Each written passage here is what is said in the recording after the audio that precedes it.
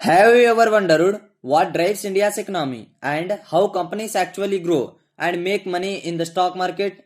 From agriculture to aviation, every industry plays a key role in India's finance growth. But today, we will go deeper into how earnings, pricing power, and the quality of businesses decides whether a company becomes the next Tata or just fades away. India's economy is made up of many industries, big and small. Most businesses start small but grow big by getting listed on the stock exchanges. That's where investors like you and me can buy a small part of these companies called shares. When we invest in a company, we are actually buying a share of its earning. But not all earnings are equal. There are two things we must understand: the size of earnings, how strong and sustainable the profit really is. For example, Wipro earns 100 crore a year, while Infosys earns 200 crore. Clearly, Infosys has a large size of earning. Companies can increase earnings in two ways: by selling more products or by increasing price. Cadbury increases profit by selling more chocolates, while Maggi increases profits by raising its price slightly from 10 rupees to 11 rupees per pack. Simple, right? Sometimes price rises because production costs go up.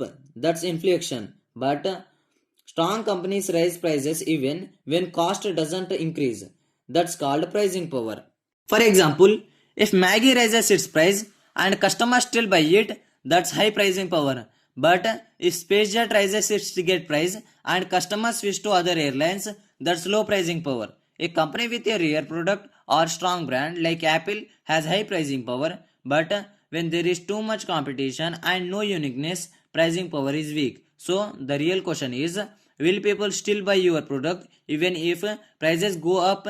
If yes, that's a great company. Let's take examples. Parle-G biscuits one cost 2 rupees, now 5 rupees. McDonald's MC Aloo Tikki once cost 20 rupees, now 40 rupees. Despite the price rises, sales did not fall.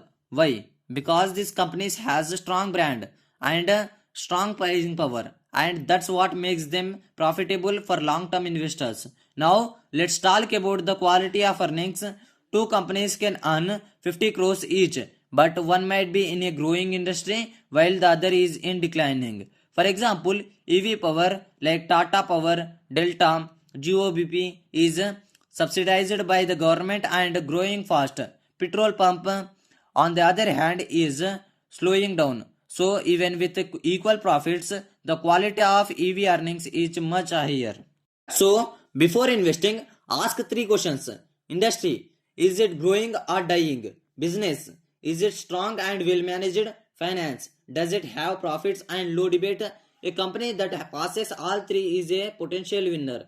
When we buy shares, we are not just buying a piece of paper, we are buying a piece of the company's future. So always check the size, quality, and pricing power of earnings before you invest. If you found this helpful, subscribe for more stock market wisdoms. Remember, smart investing is not about luck, it's about knowledge. See you in the next video.